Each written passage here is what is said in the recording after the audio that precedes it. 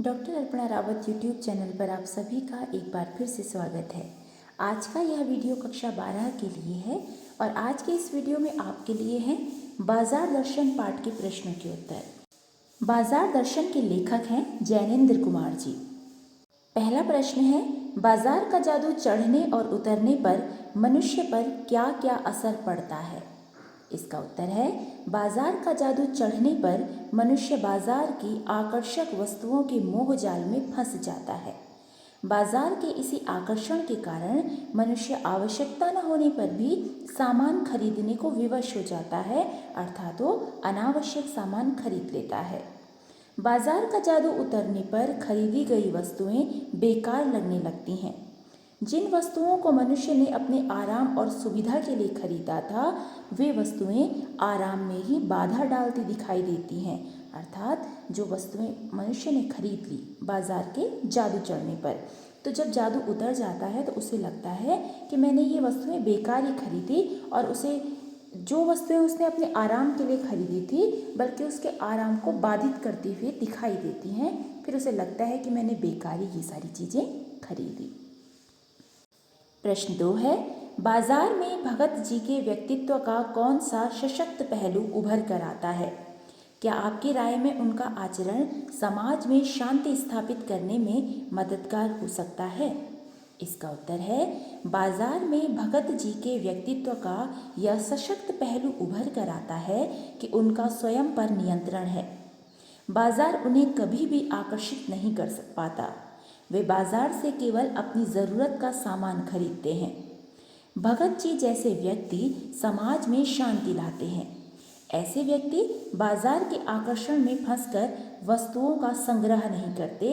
इस कारण समाज में अशांति और महंगाई नहीं बढ़ती। तो इसका तात्पर्य यह है कि भगत जी जैसे लोग समाज में शांति स्थापित करने में मददगार होते हैं या हो सकते हैं।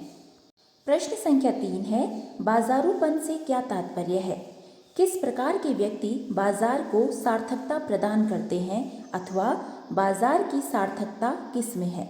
इसका उत्तर है, बाजारूपन से तात्पर्य बाजार के ऊपरी चमक दमक के आकर्षण से है।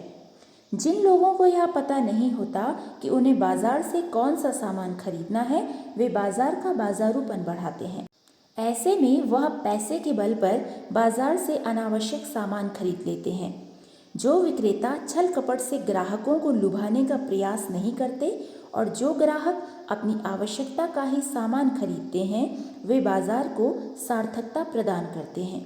यह भी कहा जा सकता है कि चूरन बेचने वाले भगत जी जैसे संतुष्ट व्यक्ति बाजार को सार्थकता प्रदान करते हैं, अर्थात व्यक्ति का संतुष्ट होना बहुत आवश्यक है। यदि वह बाजार जाकर असंतुष्ट है तो वह बाजार को सार्थकता प्रदान नहीं करता।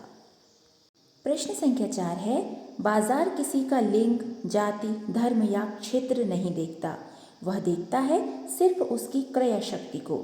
इस रूप में वह एक प्रकार से सामाजिक समता की भी रचना कर रहा है। आप इससे कहाँ तक सहमत हैं। इसका उत्तर है, हम इस बात से पूर्ण रूप से सहमत हैं कि बाजार सामाजिक समता की भी रचना कर रहा है। वर्तमान में हम शिक्षा, राजनीति, आवास, धार्मिक स्थल आदि क्षेत्रों में विभिन्न प्रकार का भेदभाव देखते हैं, परंतु बाजार किसी में कोई भेदभाव नहीं करता। बाजार के लिए प्रत्येक व्यक्ति ग्राहक है, चाहे वह किसी भी लिंग का हो, जाति का हो, धर्म का हो या क्षेत्र का हो। प्रश्न संख्या 5 है, आप अपने आसपास तथा समाज से कुछ ऐसे प्रसंग का उल्लेख करें। पहला है, जब पैसा शक्ति के परिचायक के रूप में प्रतीत हुआ, अर्थात जब पैसे ने अपनी शक्ति दिखाई।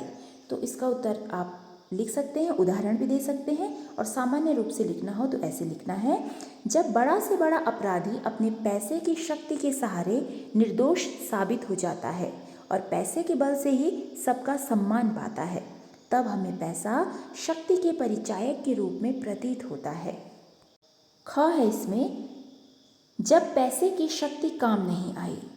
तो इसका उत्तर है, जब किसी व्यक्ति को कोई गंभीर बीमारी हो जाती है तो उसके पास कितने भी पैसे हो, कितना भी धन हो, ऐसे में पैसे की शक्ति भी काम नहीं आती, अर्थात उस व्यक्ति के पास कितने भी पैसे हों, अगर उसे कोई गंभीर बीमारी हो जाती है तो वो पैसे उसके कुछ भी काम नहीं आते। तो ये थे पाठ बाजार दर्शन के प्रश्नों के उत्तर। यदि पाठ से संबंधित आपका कोई प्रश्न हो तो आप मुझे कमेंट में लिख सकते हैं, और यदि आप कक्षा 12 के लिए कोई दूसरा वीडियो बनवाना चाहें तो भी मुझे कमेंट में लिख सकते हैं। वीडियो में अंत तक बने रहने के लिए धन्यवाद।